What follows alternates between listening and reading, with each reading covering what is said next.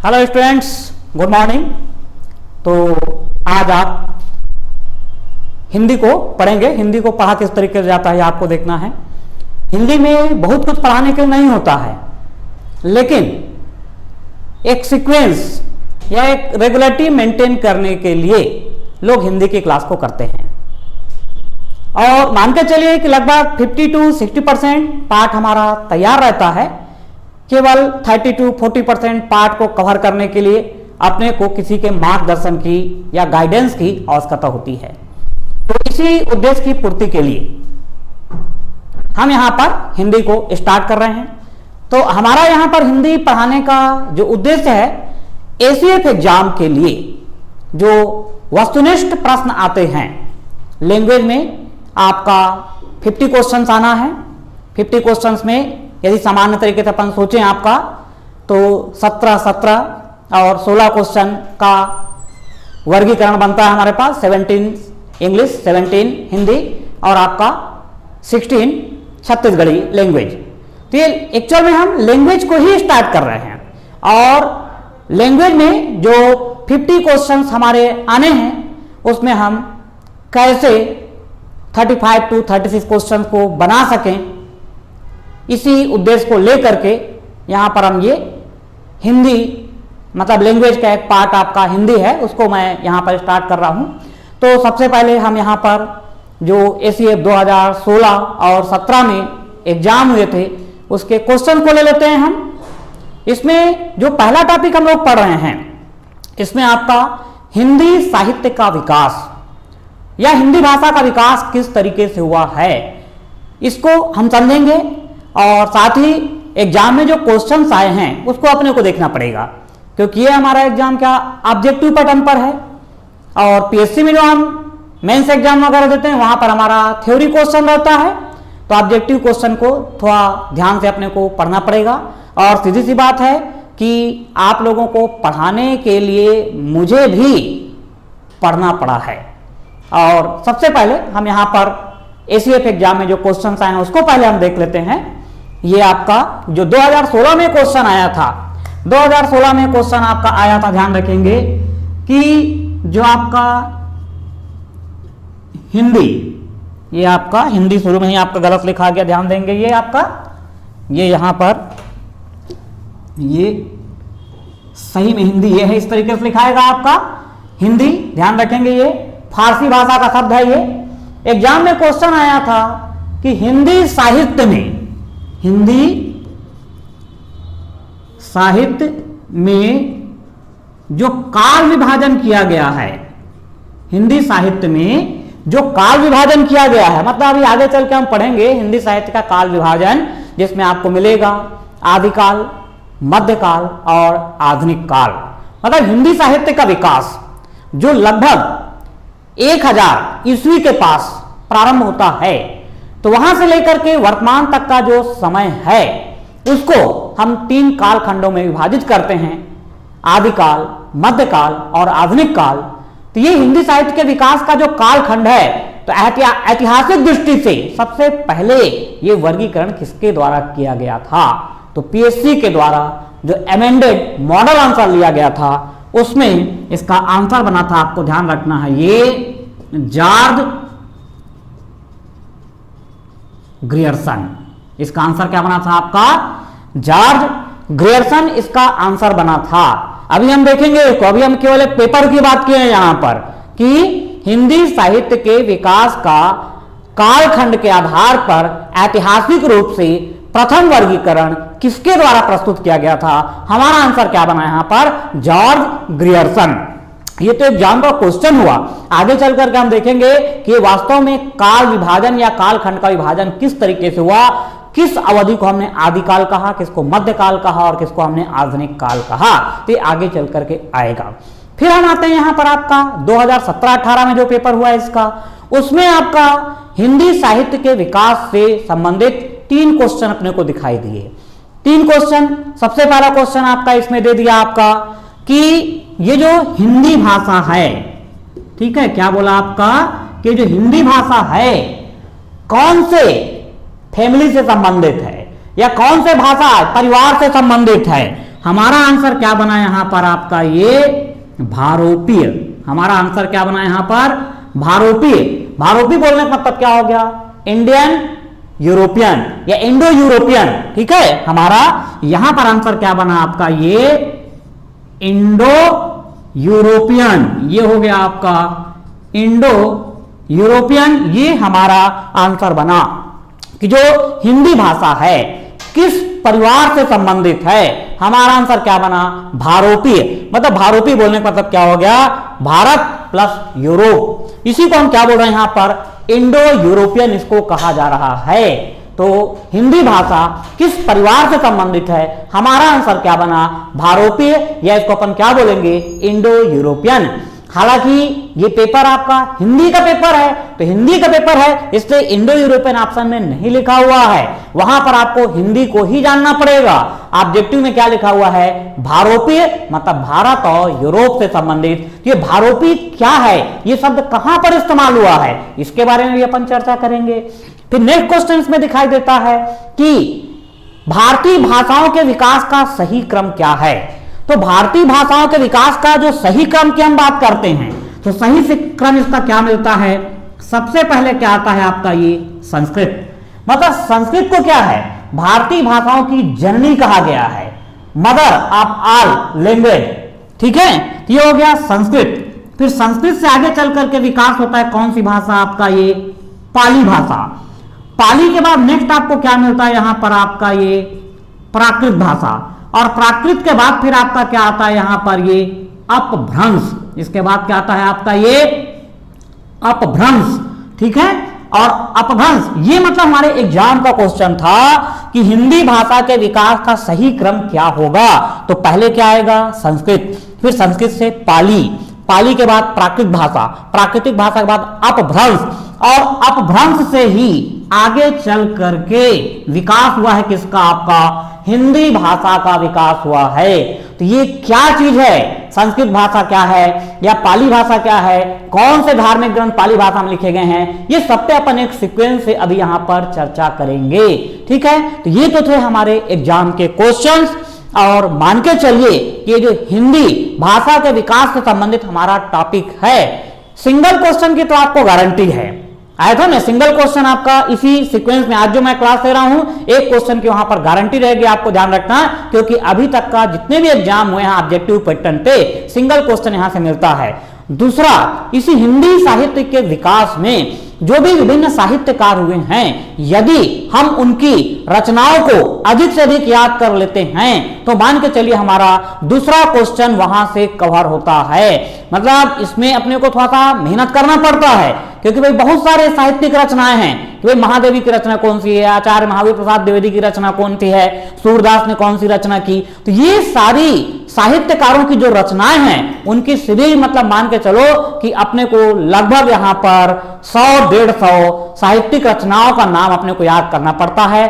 और सीधी सी बात है कि जो हम हिंदी साहित्यिक रचनाओं के नाम को याद करते हैं, ये कहीं ना कहीं हमको जीके का जो पेपर होता है वहां पर भी इससे अपने को हेल्प मिलती है। और मैं जो बात कर रहा हूं 100-150 हिंदी साहित्यिक रचनाओं की, तो मान के चलिए अधिकांश 60-70 रचनाएं वैसे ही आपको याद रहती हैं यदि आप कॉम्पिटिटिव एग्जाम की तैयारी कर रहे हैं। केवल 20-25 अतिरिक्त रचनाएं अपने को अलग से करना पड़ता है। तो अब यहां पर मैं अपना जो सीक्वेंस है उसको आगे बढ़ा रहा हूं। अभी हमने केवल यहां पर क्या देखा, जो एग्जाम में अपने को एसीएफ एग्जाम में जैसे संबंधित कुछ प्रश्न आए हैं। अब ये जो प्रश्न का आधार कहां से ये प्रश्न आ रहे हैं या इसके आसपास और कौन से इससे मिलते जुलते प्रश्न बन सकते हैं, उस पर हम लोग आ रहे हैं। मतलब एक प्रॉपर सीक्वेंस में हम हिंदी भाषा का विकास या जो लैंग्वेज है उसको यहां पर समझने की हम कोशिश करते हैं। तो इसके हम चले जाएंगे पहले ऐतिहासिक परिप्रेक्ष्य में, मतलब इसका हिस्टोरिकल क्या है कि भाई लैंग्वेज क्या होती है, लैंग्वेज का इंपॉर्टेंस क्या होता है, लैंग्वेज का ओरिजिन किस तरीके से, भाषा की उत्पत्ति किस तरीके से, ये सारे मुद्दों पे अपन यहां पर डिस्कस करेंगे, ये ध्यान देंगे आप। ठीक है, चलिए, तो ये तो हुआ हमारा। अब हमको सीधा सीधा यहां पर समझना है कि वर्तमान में एक चीज हम और देखते हैं, ध्यान देखना कि भारत में जो भी भाषाई समूह हैं या जो कितने ऐसे भाषाएं हैं या कितने लैंग्वेज फैमिली है आपका, उनको अपने को जानना पड़ता है।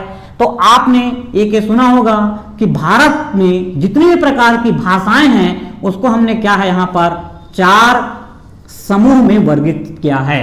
4 समूह बोल सकते हैं या क्या बोल सकते हैं इसको, 4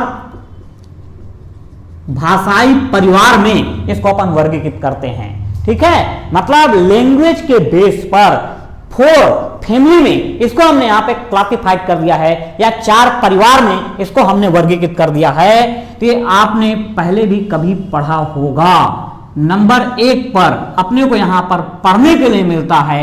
ये क्या पढ़ते हैं हम लोग, यहां पर ये जो अभी शब्द मैंने इस्तेमाल किया था आपका, क्या चीज आपका, ये भारोपीय। भारोपीय बोलने का मतलब क्या है आपका, क्या हुआ इसका मतलब यहां पर, ये इंडो यूरोपियन। क्या हो गया आपका, ये इंडो यूरोपियन, ये पहला समूह हुआ। मतलब इंडो यूरोपियन बोले ये इसी इंडो यूरोपियन से संबंधित एक और ब्रांच है, इसको अपन क्या बोल सकते हैं, यहां पर ध्यान रखना है आपका, ये इंडो ईरानी। इसको अपन क्या बोलते हैं, यहां पर ध्यान रखना है आपका, ये इंडो ईरानी। और इसी से अपना विकास होता है किसका, यहां पर ध्यान रखेंगे आपका, ये इंडो आर्यन। किसका विकास हो जाएगा, यहां पर ध्यान रखना है आपका, ये इंडो आर्यन भाषा समूह का विकास होता है। तो आपको ध्यान रखना है कि जिस चीज को यहां पर हम भारोपी बोल रहे हैं, इंडो यूरोपियन बोल रहे हैं, इसी को हम इंडो जर्मन के भी नाम से जानते हैं। और किस नाम से जानते हैं अपन इसको, यहां पर ये इंडो जर्मन के नाम से भी इसको जाना, ध्यान रखना है। ठीक है, मतलब आपका यूरोप और भारतीयों के मिलने से या दोनों की लैंग्वेज के मिलने से जो एक भाषा समूह विकसित हुआ है उसको अपन किस नाम जानते हैं यहां पे, इंडो यूरोपियन या इंडो जर्मन के नाम से। ये जो इंडो यूरोपियन या इंडो जर्मन लैंग्वेज है इसी की एक ब्रांच है। इस ब्रांच को अपन किस नाम जानते हैं, इंडो ईरानी के नाम से जानते हैं। और ये जो इंडो ईरानी है इसकी एक सब ब्रांच अपन पढ़ते हैं यहां पर, इंडो आर्यन। तो जो भारत की कुल जो जनसंख्या है उसका आपको ध्यान रखना है, अबाउट जो 73% जो पॉपुलेशन है वो इसी भाषाई परिवार से संबंधित है।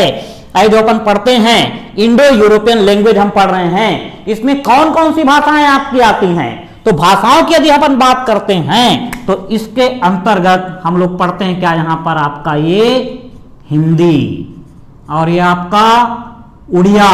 ठीक है, हिंदी उड़िया भाषा हो गया। और क्या हो गया आपका, ये बंगाली।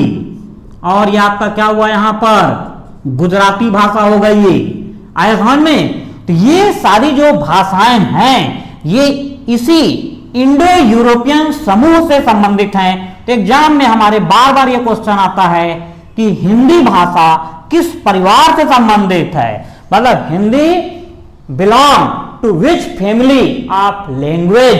हमारा आंसर क्या होगा कि जो हिंदी भाषा है किससे संबंधित है। ऑप्शन में आपको या तो इंडो यूरोपियन लिखा रहेगा, या ऑप्शन में इंडो जर्मन लिखा रहेगा, या फिर इंडो ईरानी लिखा रहेगा, या फिर क्या है आपका इंडो आर्यन लिखा रहेगा। ये चारों में से कोई भी ऑप्शन हो सकता है कि हिंदी भाषा किस भाषा परिवार से संबंधित है। तो अपने को ऑप्शन में ये 4 में से कोई भी ऑप्शन हो सकता है। या दूसरा क्वेश्चन इस तरीके से कि भारत में जो हिंदी भाषा बोली जा रही है ये किस परिवार से संबंधित है। तो हमारा आंसर क्या होगा, यहां पर ध्यान रखेंगे इंडो आर्यन या भारोपीय भाषाई परिवार से संबंधित है आपका हिंदी भाषा। इसके अंतर्गत आपका हिंदी, उड़िया, बंगाली, गुजराती ये सारी भाषाएं इसमें सम्मिलित हैं। और वैसे भी अपन पढ़ते हैं कि भाई भारत में जो सर्वाधिक भाषा कौन सी बोली जा रही है, तो हिंदी भाषा बोली जा रही है। इसके बारे में भी आगे चल के हम विस्तार से और पढ़ेंगे।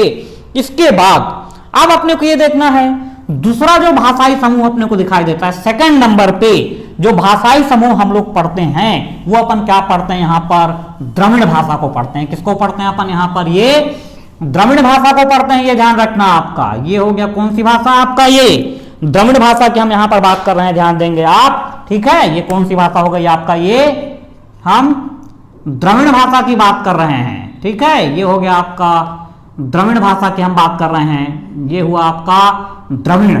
ठीक, तो इसको बोलने वालों का जो परसेंटेज है हमने क्या बोला, अबाउट आपका ये 73%। इस भाषा को बोलने वालों का जो संख्या है ये अपने को क्या मिलेगा, अबाउट यहाँ पर आपका ध्यान रखना है, ये 25% अपने को मिलेगा, यहाँ पर ध्यान रखना है ये। ठीक है, तो ये जो आपको ध्यान रखना है, ये आपका उत्तर और मध्य भारत जो है, उत्तर और मध्य भारत की अपन बात करते हैं तो वहां पर आपको भारोपी समूह से मिलेगा।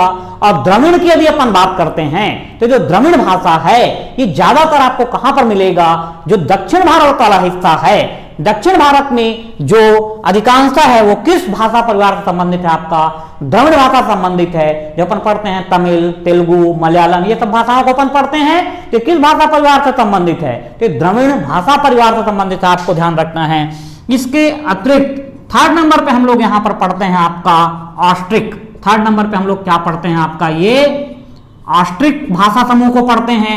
ऑस्ट्रिक या इसी को अपन क्या बोलते हैं यहाँ पर, ये आग्नेय भाषा समूह कहा जाता है, या इसी को हम बोलते हैं यहाँ पर, इसी को बोला जाता है आपका ये ऑस्ट्रो एशियाटिक। इसके लिए और अपन क्या वर्ड इस्तेमाल करते हैं, ध्यान रखना, आपका ये हो गया आपका ऑस्ट्रो एशियाटिक वर्ड इसके लिए इस्तेमाल किया जाता है। ये हुआ ऑस्ट्रो एशियाटिक वर्ड इसके लिए हम इस्तेमाल करते हैं, ध्यान रखेंगे आप ये। तो ऑस्ट्रिक भाषा समूह या आपका आग्नेय भाषा समूह या ऑस्ट्रो एशियाटिक समूह, ठीक है। तो इस भाषा को बोलने वालों की जो संख्या है ये लगभग हमारे पास क्या है, 1.3%। मतलब जो भारतीय भाषा समूह अपने को दिखाई दे रहा है, ऑस्ट्रिक या आग्नेय भाषा समूह या ऑस्ट्रो एशियाटिक कहा जाता है इसको बोलने वालों की संख्या क्या है, आपका 1.3%। ये ऑस्ट्रिक या आग्नेय ऑस्ट्रिक क्या है इसके बारे में थोड़ा देर में आपको मैं क्लियर करूंगा कि ये कहां से संबंधित है। उसके बाद फोर्थ नंबर पर हमारे पास क्या आ जाता है, यहां पर ध्यान रखेंगे आपका फोर्थ नंबर पर हम लोग पढ़ते हैं ये चीनी तिब्बती परिवार। क्या पढ़ते हैं अपन, ये चीनी तिब्बती परिवार के बारे में पढ़ा जाता है। ये हो गया आपका चीनी तिब्बती परिवार, ठीक है। तो चीनी तिब्बती परिवार, इससे संबंधित हमारे पास क्या है, ये 0.7% जो लोग हैं ये चीनी तिब्बती परिवार से संबंधित हैं। ये अभी आपको समझ में आ जाएगा कि कौन सा भाषा समूह कहां से संबंधित है या किस क्षेत्र से संबंधित है। इसका जब मैं आपको मैप के अकॉर्डिंग बताऊंगा कि कौन सा भाषा परिवार कहां पर बोला जाता है। बस ये ध्यान रखना कि भाई भारत की जो मूल जनसंख्या है, भारत की मूल जनसंख्या क्या है, आदिवासी, ठीक है। भारत की मूल जनसंख्या क्या है, आपका आदिवासी जनसंख्या है, वही यहां की मूल जनसंख्या है। तो आपको ये जो आपका तिब्बती चीनी परिवार है ये कुछ आदिवासी मानव समूह में ये भाषा आपको बोलने वाले दिखाई देंगे। उसी तरीके से ऑस्ट्रिक या जो आग्नेय या ऑस्ट्रो एशियाटिक लैंग्वेज हम बोल रहे हैं ये भी कुछ ट्राइब्स में ही अपने को दिखाई देगा। और एक्चुअल में किसी भी भाषा परिवार का या मानव के उद्विकास से संबंधित या मानव की संस्कृति का विकास, मानव में भाषा का विकास, भाषा क्या चीज है, भाषा एक प्रकार की संस्कृति का ही भाग है, आपको ध्यान रखना है। तो इसका भी अपन अध्ययन करते हैं। तो अध्ययन कहां पर होता है, हमारा जनजातियों में जाकर के ही इसका अध्ययन किया जाता है।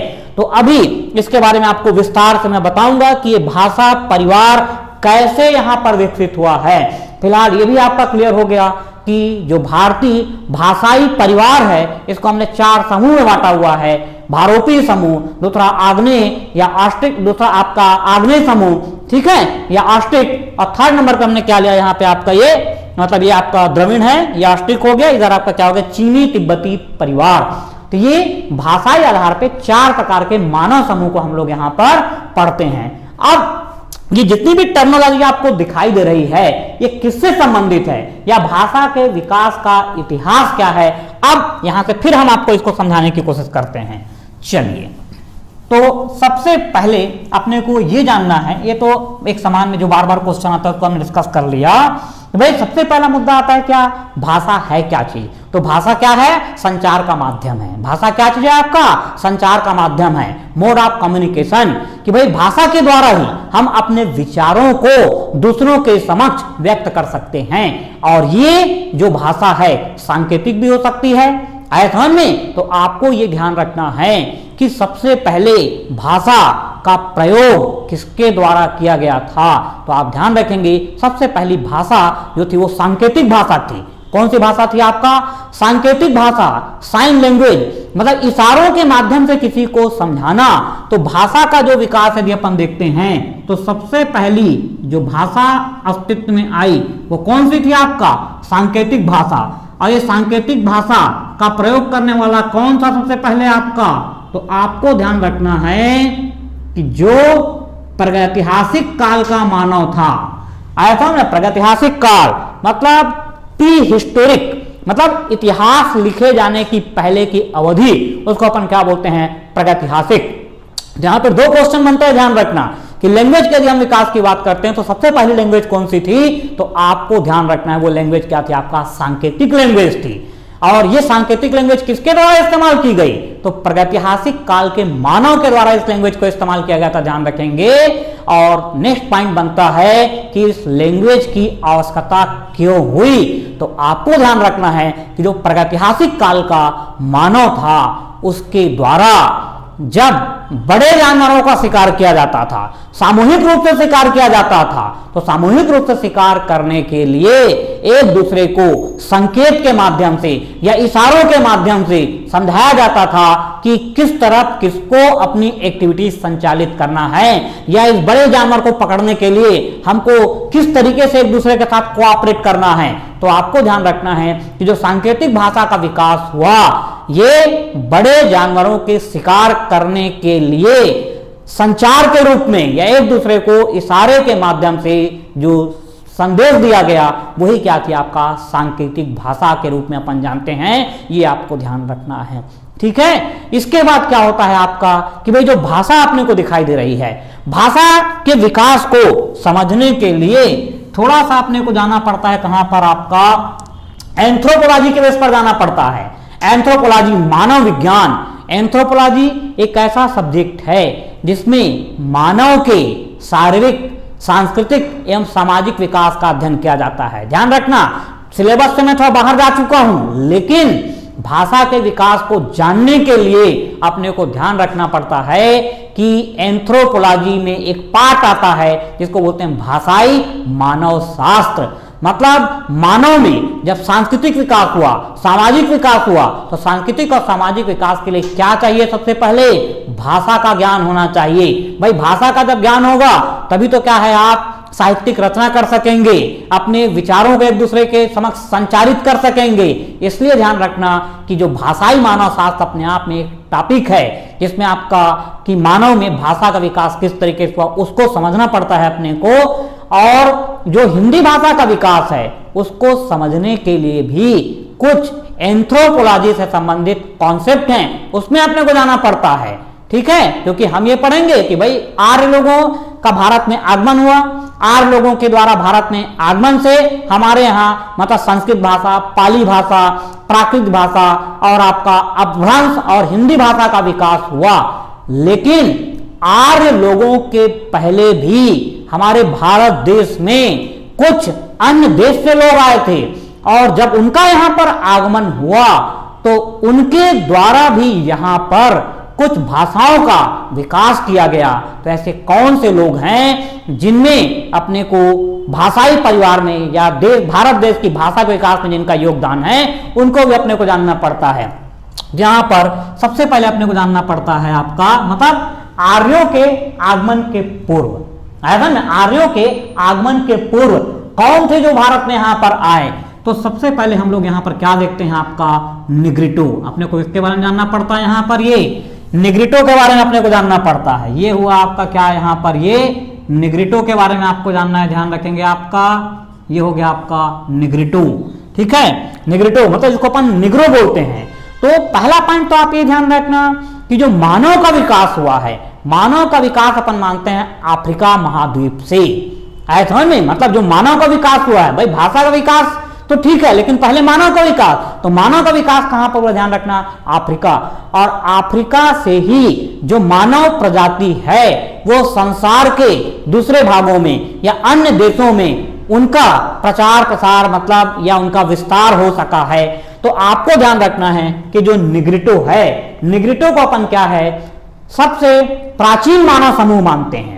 मतलब वर्तमान जो मानव समूह है इसको हम 3 कैटेगरी में डिवाइड करते हैं, Negrito, Mongoloid and Caucasoid. Mongoloid and Caucasoid ये अपने को नहीं जानना है, लेकिन वर्ड यहां पर से संबंधित है, क्योंकि भाषा समूह में हमको निग्रिटो शब्द के बारे में भी जानकारी मिलती है, निग्रिटो लैंग्वेज। ठीक है, तो निग्रिटो कौन थे, ये अफ्रीका से आए। निग्रिटो कौन थे, प्राचीन मानव समूह। सबसे पहला जो मानव समूह था वो कौन था आपका, निग्रिटो प्रजाति के नाम से जाना जाता है, और अफ्रीका से ही इन लोगों का आगमन भारत में हुआ था। आयतन में निग्रिटो मानव समूह है, ये क्या है आपका, भारत में भी इनका आगमन हुआ। साउथ में कुछ ऐसे क्षेत्र हैं जहां पर आज भी इन निग्रिटो लोगों के द्वारा जो भाषा इस्तेमाल की जाती थी उसके अवशेष अपने को वहां पर दिखाई देते हैं। तो निग्रिटो के बारे में अपने को जानना है। ठीक है, निग्रिटो के बाद दूसरे नंबर पे अपने को यहां पर मिलता है, ध्यान रखना आपका, ये अभी हमने पढ़ा था यहां पर, ये आस्ट्रिक। दूसरा हमने क्या पढ़ा था आपका, ये आस्ट्रिक अपन ने पढ़ा था, एक आस्ट्रिक मानव समूह, मतलब आस्ट्रिक भाषा परिवार या आग्नेय भाषा परिवार, या उसको अपन ने बोला ऑस्ट्रो एशियाटिक वर्ड, उसके लिए हमने इस्तेमाल किया। तो आपको ध्यान रखना है कि निग्रिटो के पश्चात भारत आने वाला जो दूसरा मानव समूह था ये कौन था आपका, आस्ट्रिक। और जो आस्ट्रिक एक मानव समूह था, ये आस्ट्रिक मानव समूह कहां से आया, तो इसकी जो लोकेशन माना जाता है, ये माना जाता है आपका मेडिटेरेनियन सी के आसपास के क्षेत्र से इन लोगों का भारत आगमन हुआ था। भूमध्य सागर मैप में आप देखेंगे तो मैप में आपको दिखाई देगा कि भूमध्य सागर कहां है। जीके में आप पढ़ते हैं ना कि भाई आपका स्वेज नहर क्या करती है, भूमध्य सागर और लाल सागर को जोड़ने का कार्य करती है। तो भूमध्य सागर की लोकेशन या मेडिटेरेनियन सी की लोकेशन क्या है ये आपको समझ में आ गया। तो उस मेडिटेरेनियन सी के आसपास से ही जो मानव समूह भारत में आया था वो मानव समूह कौन था आपका, ध्यान रखेंगे, आस्ट्रिक मानव समूह। तो जो हम बोल रहे हैं आग्नेय भाषा परिवार या ऑस्ट्रो एशियाटिक भाषा परिवार या आस्ट्रिक भाषा परिवार, तो किससे संबंधित है, तो इसका कॉन्सेप्ट यही है कि भूमध्य सागर के आसपास के क्षेत्र से आस्ट्रिक एक प्रजाति है, वो प्रजाति का भारत में आगमन हुआ और उसके द्वारा जो लैंग्वेज विकसित की गई वो लैंग्वेज आस्ट्रिक लैंग्वेज या आस्ट्रिक भाषा परिवार के नाम से जानी गई। ये आपको ध्यान रखना है। ये हुआ। इसके बाद नेक्स्ट अपन लेते हैं क्या आपका, यहाँ पर ध्यान रखना है आपको, ये पढ़ते हैं हम लोग किरात। किरात इसको क्या बोला गया यहाँ पर ध्यान रखेंगे आपका, ये मंगोलॉयड। ये क्या होगा आपका, ये मंगोलॉयड। ये प्राचीन इतिहास में अपन पढ़ते हैं मंगोल आक्रमण आया था ना, मंगोल आक्रमण मतलब ये चाइना वगैरह की तरफ से या हिमालय की तराई वगैरह के आसपास मतलब ये लोग रहते थे, तो मंगोल लोगों का यहाँ पर आक्रमण हुआ। तो जो मंगोल प्रजाति है तो उसके द्वारा जिस भाषा का विकास किया गया तो पूरा एक भाषा परिवार बन गया, जिसको कि अपन क्या है यहाँ पर मंगोलॉयड या किरात भाषा परिवार के नाम से जाना जाता है। ये ध्यान रखेंगे यहाँ पर। तो ये क्या हुआ आपका, उसके पहले और कौन आया आपका, किरात। और उसके बाद नेक्स्ट अपन क्या पढ़ते हैं यहाँ पर आपको ध्यान रखना है, ये द्रविड़। इसके बाद अपन क्या पढ़ते हैं, ये द्रविड़। एक बार इसको चेक कर लेंगे कि द्रविड़ में अणा आता है या आपका ये आता है, क्योंकि वर्तनी में अपने को एक काम देता है, मैं थोड़ा सा यहाँ पर कंफ्यूज हूं। ठीक है, तो आप चेक कर लेना इसको एक बार, अनिवार्य रूप से चेक करेंगे क्योंकि वर्तनी में क्वेश्चन आता है, यहाँ पे अणा आएगा या अड़ा आएगा, तो एक बार आप चेक कर लेंगे। नहीं भी होगा तो नेक्स्ट क्लास में आपको बताऊंगा। और आप तो ये मान के चलिए कि कोई व्यक्ति कितना भी पढ़ ले, मैं आपको जो चीजें पढ़ा रहा हूं कोई गारंटी नहीं कि मैं खुद एग्जाम में बैठूं और क्वेश्चन को सही करके आऊं। ठीक है, तो पढ़ाना एक अलग चीज है और एग्जाम देना बिल्कुल एक डिफरेंट चीज है। ठीक, तो ये सारे तथ्यों को आप ध्यान रखेंगे। तो यहां पर भारत आने वाला जो मानव समूह है जिनका भाषा के विकास में योगदान है, उससे संबंधित जो मानव समूह है वो कौन है आपका, ये निग्रिटो। निग्रिटो कहां से, अफ्रीका से। आस्ट्रिक, आस्ट्रिक किस क्षेत्र से आया था आपका, भूमध्य सागर के आसपास के क्षेत्र से। किरात मानव समूह मंगोलॉयड या आपका चाइना या तिब्बत वगैरह के आसपास से, मतलब ये लोग अपना आए थे ये। ठीक है, उसके बाद क्या, द्रविड़। तो जो द्रविड़ है, आपको ध्यान रखना है जीके में क्वेश्चन आता है कि भारत की मूल प्रजाति कौन सी है, तो भारत की मूल प्रजाति कौन है आपका, द्रविड़। आया में ये बात अलग है कि लोग भी अफ्रीका से ही भारत में आए थे, लेकिन जीके में अपन पढ़ते हैं कि भारत की मूल प्रजाति कौन सी है, तो आपको ध्यान रखना है द्रविड़ प्रजाति। द्रविड़ प्रजाति मूल रूप से आपको जो दक्षिण भारत का हिस्सा है वहां पर आपको दिखाई देगी। तो जो हमने आपको बताया कि भारत में जो 25% जो मानव जनसंख्या है वो द्रविड़ भाषा परिवार से संबंधित है। तो जो द्रविड़ लोग यहां पर थे, इनके द्वारा जो भाषा विकसित की गई है वही क्या है, आपका द्रविड़ भाषा परिवार से संबंधित है।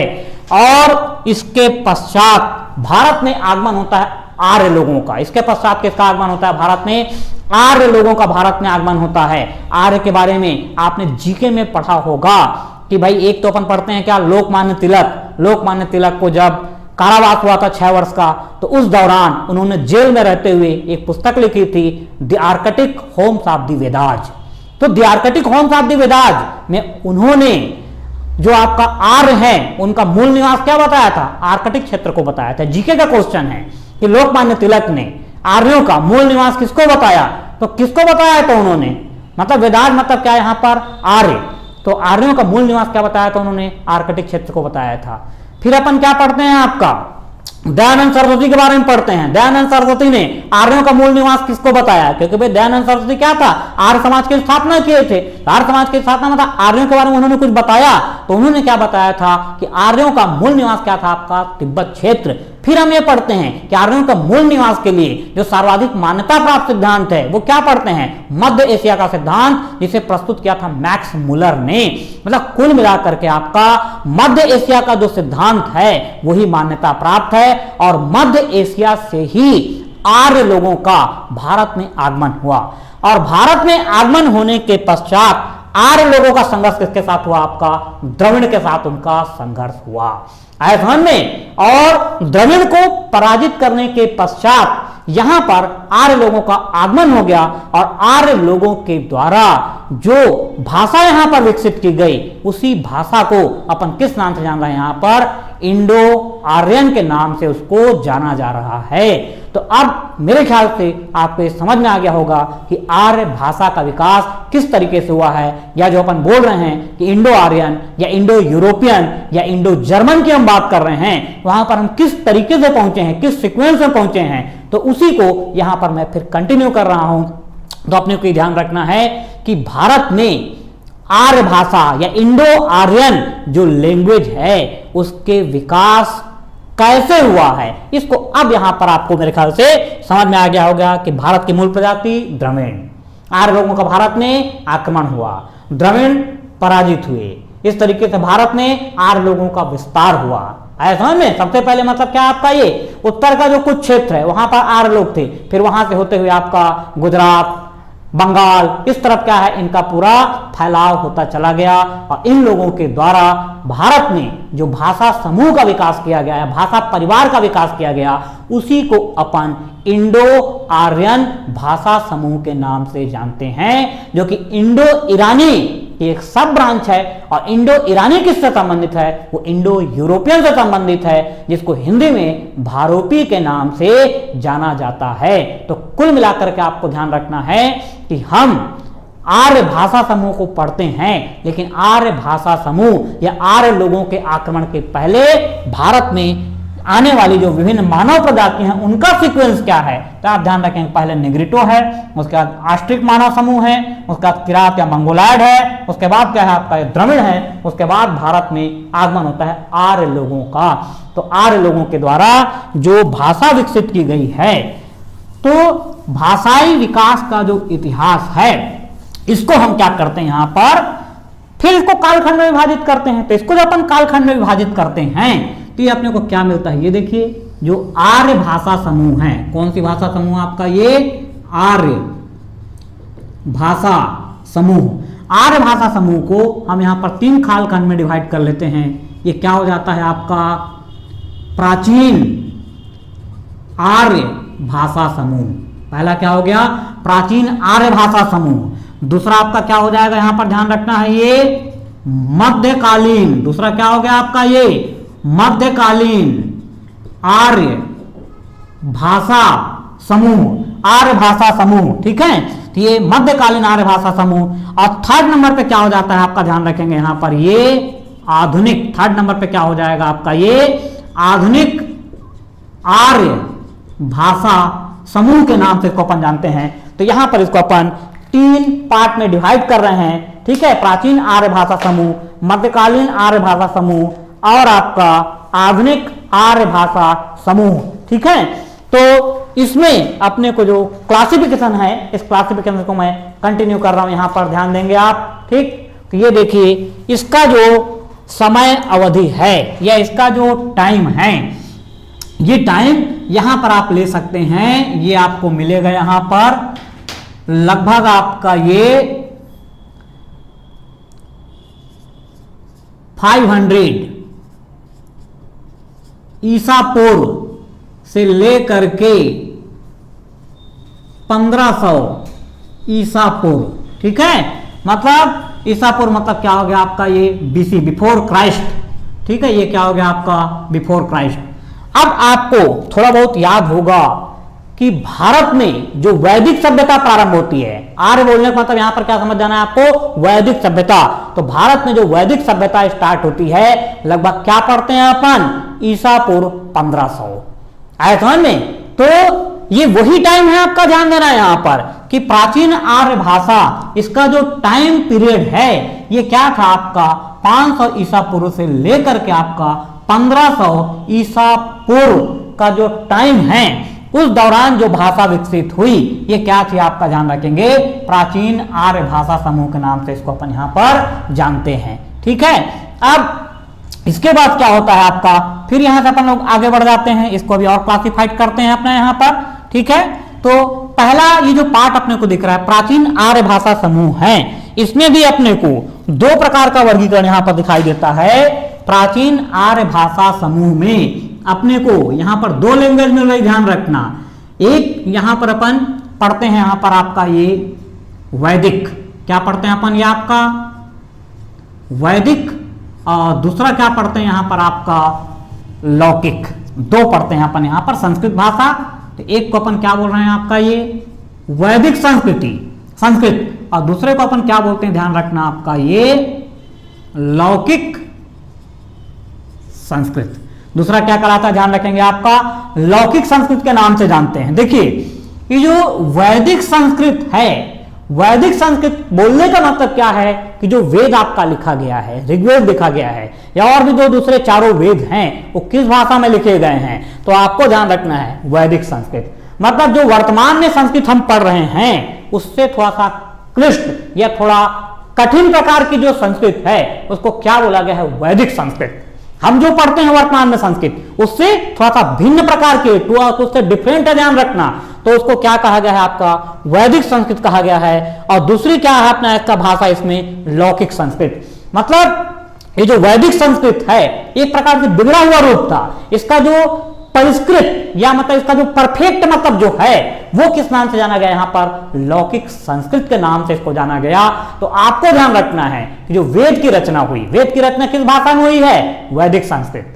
और वेद में उस समय अपन पढ़ते हैं कि भाई जो भी ग्रंथ वगैरह थे, ब्राह्मण ग्रंथ, उपनिषद, अरण्यक, ये सब पढ़ते हैं प्राचीन इतिहास में या नहीं भी पढ़ते हैं। तो अभी जो प्रभाकर पटेल जी के द्वारा आपका प्राचीन इतिहास को प्रारंभ किया जाएगा, वहां पर आपको पढ़ने के लिए चीज मिलेगा कि अरण्यक क्या था, उपनिषद क्या था, ब्राह्मण ग्रंथ क्या थे, 4 वेद क्या हैं, उसके उपवेद क्या हैं। तो ये सारी चीजें जो लिखी गई हैं कौन सी भाषा में लिखी गई हैं, तो आपको ध्यान रखना है लिखा गया है कि आपका वैदिक संस्कृत में लिखा गया है, आया समझ में। और उसके पश्चात जो वैदिक संस्कृत की मतलब जो जटिलता थी उसका सरलीकरण करके जो भाषा विकसित हुई वो क्या कहलाई, आपका लौकिक संस्कृत के नाम से उसको जाना गया, ये आप ध्यान रखेंगे।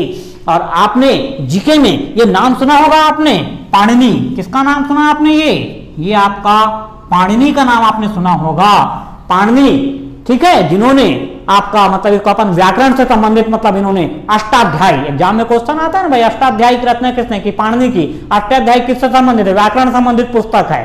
तो पाणिनि नाम के जो विद्वान हुए इनके द्वारा ये जो आपका वैदिक संस्कृत है इसको क्या नाम दिया गया, तो इनके द्वारा इसको नाम दिया गया क्या, छंदस नाम दिया गया। क्या नाम दिया गया इनको, छंदस नाम दिया गया। आप ध्यान रखेंगे, ऐसी क्वेश्चन एग्जाम में आ रहा है आजकल कि वैदिक संस्कृति को पाणिनि ने किस नाम से, मतलब क्या नाम दिया, आप आंसर क्या देंगे, छंदस। और यही जो पाणिनि हैं, इनके द्वारा लौकिक संस्कृति को ही संस्कृत भाषा के रूप में स्वीकृत किया गया। मतलब यहां पर आपको ध्यान रखना है, संस्कृत, संस्कृत का एग्जैक्ट मीनिंग क्या है आप ध्यान रखेंगे, संस्कार, मतलब जो संस्कारी है, जिसमें संस्कार विकसित हो चुका है, ऐसा में वही क्या है आपका संस्कृत है।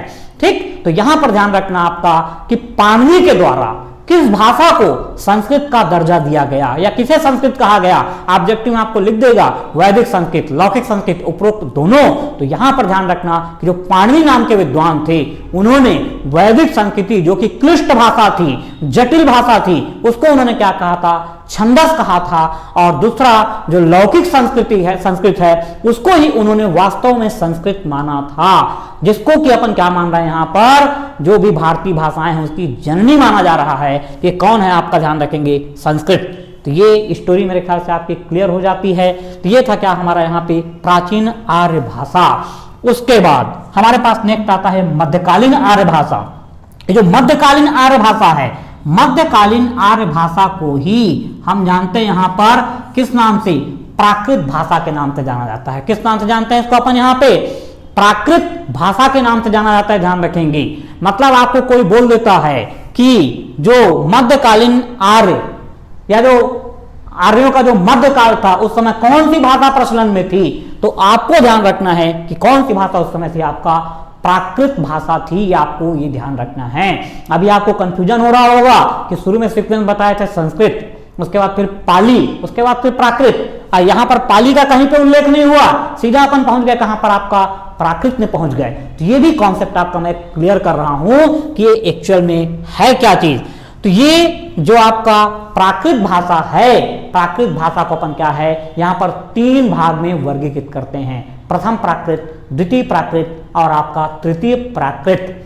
ऐसा में तो प्रथम प्राकृत, द्वितीय प्राकृत और आपका तृतीय प्राकृत में जब इसको वर्गीकृत हम करते हैं, ये जो प्राकृत भाषा है, प्राकृत भाषा को अपन क्या कर रहे हैं, प्रथम प्राकृत, ये आपका द्वितीय प्राकृत और ये आपका तृतीय प्राकृत, 3 भागों में इसको प्राकृत भाषा को हमने वर्गीकृत कर दिया।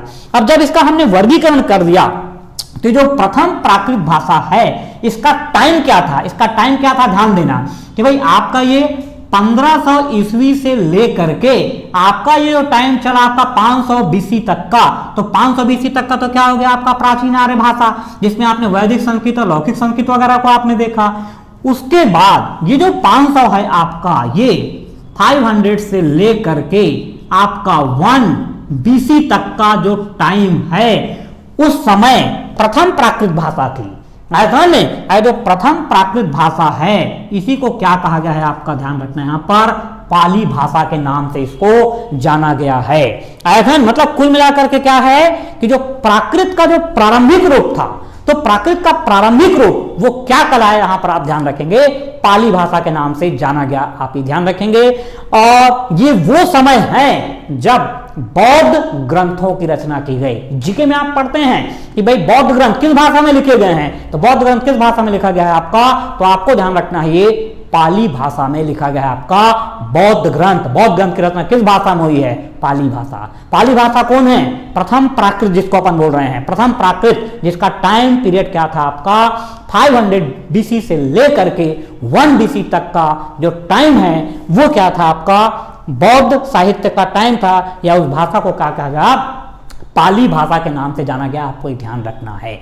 ऐसा में जो पाली भाषा है, इसी पाली भाषा को हम मागधी के नाम से भी जानते हैं। और किस नाम से जानते हैं इसको आपको ध्यान रखना है, ये मागधी के नाम से भी जाना जाता है, आपको ध्यान रखना है, ये मागधी भाषा के नाम से जाना जाता है, या इसी को अपन क्या है देश भाषा के नाम से भी जानते हैं। और किस नाम से जानते हैं इसको, आपका ये देश भाषा के नाम से भी जाना जाता है। यही सब चीजें ऑब्जेक्टिव में काम आती हैं। ऐसा में तो जिसको हम प्रथम प्राकृत बोल रहे हैं वो एक्चुअल में क्या है, पाली भाषा है।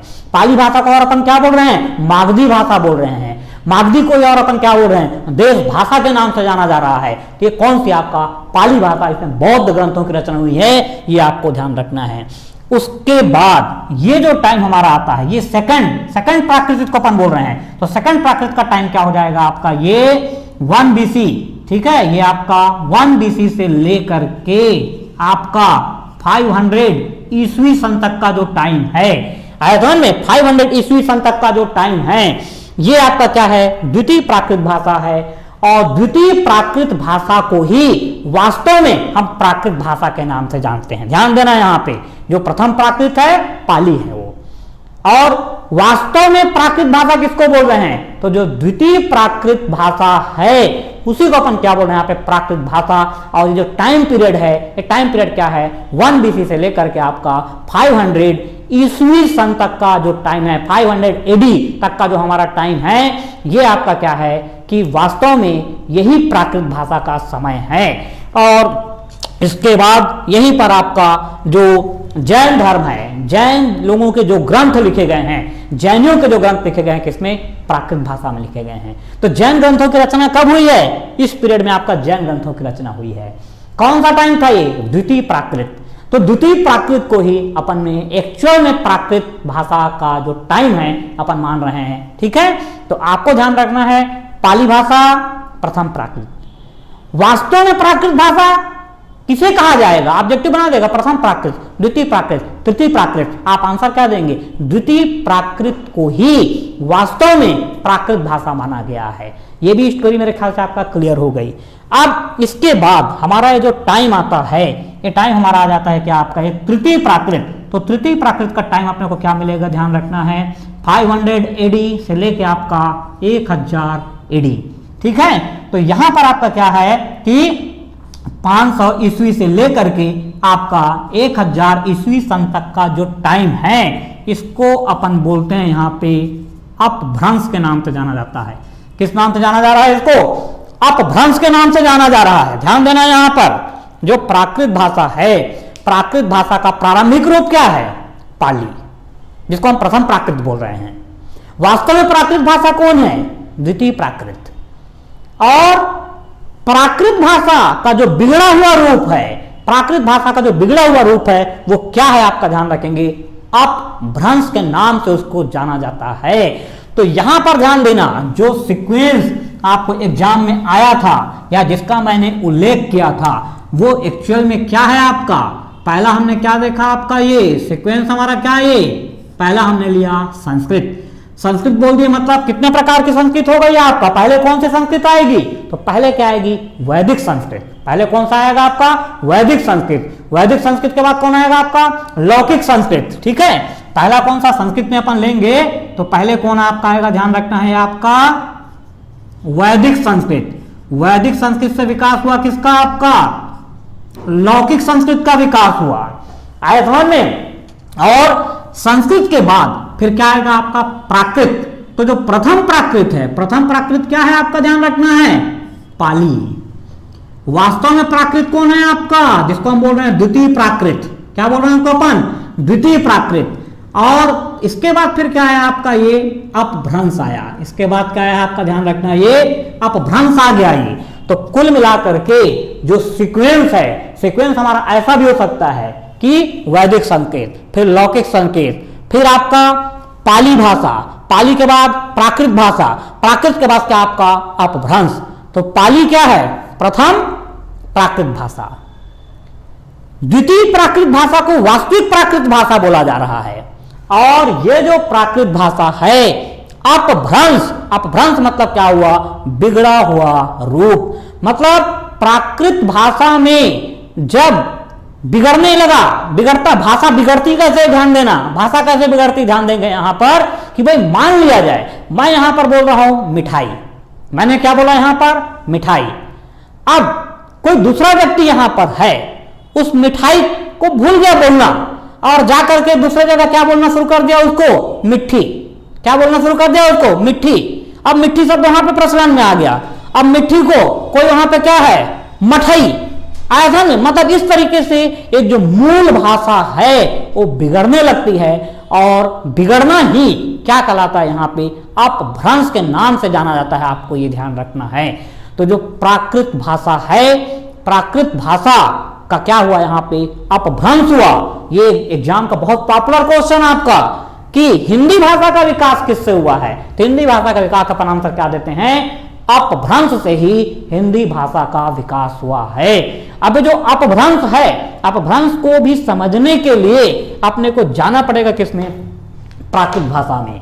मतलब जो आपका द्वितीय प्राकृत है, इस द्वितीय प्राकृत में हम लोग 5 भेद पढ़ते हैं। कितना भेद पढ़ते हैं इसमें, 5 भेद पढ़ते हैं। आया समझ में। मतलब ये जो प्राकृत भाषा है, जब इसका अपभ्रंश हुआ, मतलब ये बिगड़ने लगा, समझ में आया कि नहीं। तो मतलब जो उसके 5 भेद थे, 5 भेद में क्या हुआ, आपका अपभ्रंश हुआ। उसको मैं यहां पर समझाता हूं, यहां पर ध्यान देना। तो ये एक हमारा सीक्वेंस से क्लियर हो गया है। यहां से हम लोग फिर बढ़ रहे हैं आगे। अब हम पहुंच रहे हैं आपका ये जो प्राकृत भाषा है, ठीक है। प्राकृत भाषा में क्या हुआ, अपभ्रंश हुआ। तो अब यहां पर आप ध्यान देना कि ये तो क्लियर हो गया, ये क्या है, प्रथम प्राकृत, ये क्या है, द्वितीय प्राकृत, और ये क्या है, तृतीय प्राकृत भाषा है ये, ठीक है। तो अब ये जो द्वितीय प्राकृतिक भाषा है, यही क्या था आपका, वास्तविक प्राकृत भाषा है, ठीक है। अब ये जो वास्तविक प्राकृत भाषा है, इसमें 5 प्रकार के भेद अपन पढ़ते हैं। कितने प्रकार के भेद पढ़ते हैं इसमें अपन, 5 प्रकार के भेद यहां पर पढ़ते हैं। तो इसमें आपको जो 5 प्रकार का भेद मिलेगा, 1 2 3, ये 4 और ये आपका 5। तो जो 5 प्रकार के भेद हैं, ये 5 प्रकार के भेद में अपन क्या पढ़ते हैं, सबसे पहले अपने को पढ़ने को मिलता है क्या, आपका ये सौर सेनी। पहला क्या पढ़ते हैं हम लोग यहाँ पे, सौर सेनी। मतलब सौर सेनी एक प्राकृत भाषा है। मतलब ये सौरसेनी भाषा, मतलब जो आपका मथुरा के राजा कौन थे, आपका सूरसेन। मथुरा के राजा कौन थे, आपका सूरसेन। तो उनके नाम के आधार पर इस भाषा का नाम क्या पड़ा है, सौरसेनी भाषा का पड़ा है नाम इसका।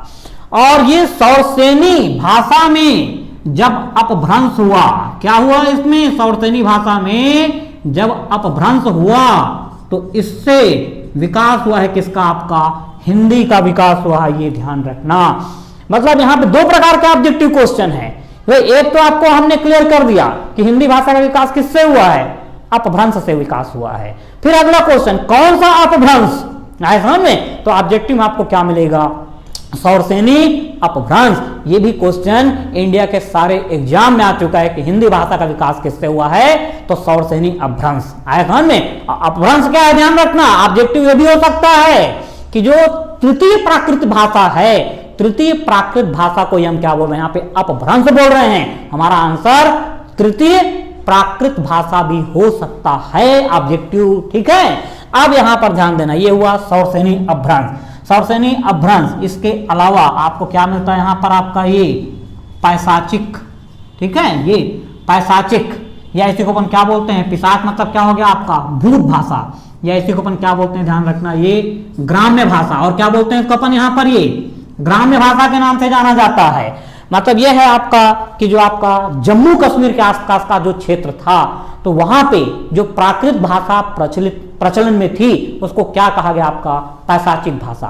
पिशाच का मतलब क्या होता है, भूत, तो इसी को भूत भाषा, या इसी को क्या कहा गया, आपका ग्राम्य भाषा। यह ऑब्जेक्टिव क्वेश्चन आपको बन सकता है कि निम्नलिखित में से किस अपभ्रंश को ग्राम्य भाषा का दर्जा दिया गया, या दर्जा आपका ग्राम भाषा के नाम से जाना जाता था। तो आपका आंसर क्या होगा, वहां पर ध्यान रखेंगे आप, ये पैशाचिक अपभ्रंश। आए समझ में। उसके बाद आपको क्या मिलता है, और यहां पर ये महाराष्ट्रियन, और क्या मिलेगा आपको, ये महाराष्ट्रियन अपभ्रंश, ठीक है। ये हो गया आपका महाराष्ट्रियन अपभ्रंश, ये पैशाचिक अपभ्रंश। आए समझ में, ये महाराष्ट्रियन अपभ्रंश। इसके अलावा आपको क्या मिलता है यहां पर, आपका ये अर्ध मागधी, और क्या मिलेगा आपको, ये अर्ध मागधी। और इसके बाद क्या मिलेगा आपको, ध्यान रखना है, ये मागधी, ठीक है। तो जो आपका प्राकृत भाषा है, प्राकृत भाषा में 5 भेद थे, और 5 भेद का नाम हमने यहां पर ये लिख दिया। तो सौरसेनी क्या है आपका, एक अपभ्रंश है। सौरसेनी अपभ्रंश से ही हिंदी भाषा का विकास हुआ है, ये आपको ध्यान रखना है। तो ओवरऑल यदि हम देखते हैं तो ये जो हिंदी भाषा का विकास है, ये हिंदी भाषा का विकास अपन कब से मानते हैं आपका 1000 ईस्वी सन से इस भाषा का अपन क्या है विकास मानते हैं। ऐसा मतलब यदि आपको ये बोलता है कि भाई हिंदी भाषा कितनी पुरानी है, हिंदी भाषा का इतिहास कितना पुराना है, तो अपन क्या बताएंगे, अभी क्या चल रहा है आपका 2020 चल रहा है। ऐसा में 1000 बीसी की अपन बात कर रहे हैं, ठीक है। अपन किसकी बात कर रहे हैं, 1000 ईस्वी सन की बात कर रहे हैं। तो अपन ये मान के चलते हैं कि हिंदी भाषा का जो इतिहास है ये क्या है कि लगभग 1000 वर्ष पुराना है। कितना पुराना है आपका, ये लगभग 1000 वर्ष पुराना है हमारे हिंदी भाषा का अस्तित्व, ठीक है। हिंदी भाषा का अस्तित्व कब आया, हिंदी भाषा का अस्तित्व कब आया 1000 एडी 1000 एडी या 1000 ईस्वी सन में आता है आपका हिंदी भाषा का अस्तित्व। तो अब ये 1000 सन के अपन आसपास मान रहे हैं कि आपका हिंदी भाषा अस्तित्व में आई, और 1000 ईस्वी सन से लेकर वर्तमान तक का जो समय है इसको हिंदी भाषा के विकास का इतिहास के नाम से अपन जानते हैं। और यहां से लेकर के मतलब हिंदी भाषा का जो विकास है, जो मैंने बताया आपको कि ऐतिहासिक तौर पर हिंदी भाषा का अस्तित्व कब आया आपका सन 1000 ईस्वी। तो 1000 ईस्वी से लेकर के जो अभी तक का हमारा समय है उसको 3 कालखंडों में हम बांट करके पढ़ते हैं यहाँ पे। तो 3 कालखंड क्या है आपका, ये अपन पढ़ते हैं ना आदिकाल। क्या पढ़ते हैं अपन, ये पहला कालखंड आदिकाल। तो आदिकाल बोलने का मतलब क्या हुआ आपका 1000 ईस्वी से लेकर के आपका 1500 ईस्वी तक की बात हो रही है। ऐसा में ये 1000 ईस्वी से लेकर के आपका क्या हुआ, ये 1500 ईस्वी तक का, इसको क्या कहा गया, आदिकाल कहा गया। अब समझना यहां पर, तो यहां पर आपको इतिहास को समझना पड़ेगा। ऐसा में इतिहास को समझना पड़ेगा, मतलब यहां पर आपको क्या है, ये वही सब मिलेगा। क्या मिलेगा इस पीरियड में, आपको सोचने की क्षमता आपके पास होना चाहिए। तो क्या आप पढ़ते हैं यहां पर, इसी समय आपको मिलेगा क्या, मोहम्मद गौरी का आक्रमण, महमूद गजनवी का आक्रमण। ऐसा महमूद गजनवी का आक्रमण कब हुआ था मालूम होगा आपको, ठीक है। ठीक, इसके अलावा तराइन का प्रथम युद्ध 1191, तराइन का द्वितीय युद्ध 1192। ये जो टाइम आपका चल रहा है ऐसा में इसी दौरान क्या है आपको कि जो भी भारत में आपका दिल्ली सल्तनत वगैरह के बारे में पढ़ते हैं आप, ठीक है। दिल्ली सल्तनत वगैरह जो पूरा पढ़ते हैं यहाँ पर आपका कि कौन कौन सा वंश अपने को आता है, गुलाम वंश, खिलजी वंश पढ़ते हैं ना ये, ठीक है। तो ये हो गया आपका पूरा मतलब लोदी वंश तक का जो पूरा सीक्वेंस चलता है दिल्ली सल्तनत में। तो इस दौरान जो भी साहित्यिक रचना हुआ है, जो साहित्यिक विकास हुआ है वो किसमें आपका आएगा, तो ध्यान रखना है आपका आदिकाल में आता है। आदिकाल के बाद दूसरा क्या होता है आपका, ध्यान रखेंगे मध्यकाल, ठीक है। दूसरा क्या होता है आपका ये मध्यकाल। तो मध्यकाल मतलब क्या हो गया आपका 1500 ईस्वी से लेकर के आपका 1800 ईस्वी तक का जो टाइम था उसको कहा गया मध्यकाल कहा गया। तो ये मध्यकाल की अपन बात करते हैं कि यहाँ पर आपको क्या है कि पूरा मुगल वंश चलेगा हमारा। ऐसा में भाई मुगल वंश 1526 में आपका बाबर के द्वारा मतलब यहाँ पर आक्रमण वगैरह किया जाएगा, ठीक, जो अपन पढ़ते हैं पानीपत का पहला युद्ध पढ़ते हैं। तो इस दौरान जो साहित्यिक रचनाएं होंगी या जो साहित्य का विकास होगा, ठीक है, फिर इधर आपका अंग्रेज लोगों का आगमन वगैरह हो जाएगा। तो जो साहित्यिक रचनाएं इस दौरान हुई हैं वो किसमें काउंट होंगी, आपका ये मध्यकाल के अंतर्गत को पढ़ा जाएगा।